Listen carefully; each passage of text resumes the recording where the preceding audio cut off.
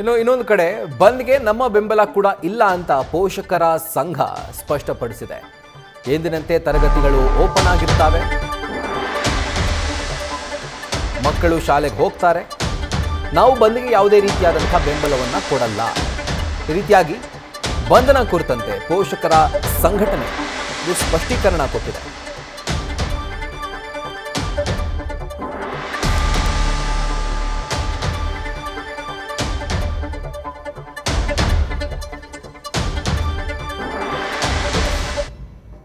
ನಾಳಿನ ಕರ್ನಾಟಕ ಬಂದ್ಗೆ ರಾಜ್ಯ ಪೋಷಕರ ಸಂಘಟನೆಯ ಬೆಂಬಲ ಇಲ್ಲ.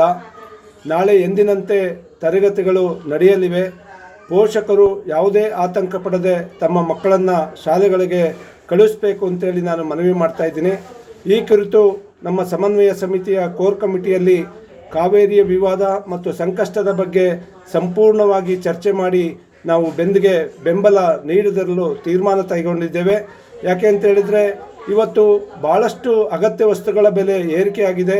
ಕೆಳಮಧ್ಯಮ ವರ್ಗ ಮತ್ತು ಬಡವರು ಅವತ್ತು ಬದುಕನ್ನು ನಡೆಸುವಂಥವ್ರಿಗೆ ಇದರಿಂದ ತೊಂದರೆ ಆಗ್ತದೆ.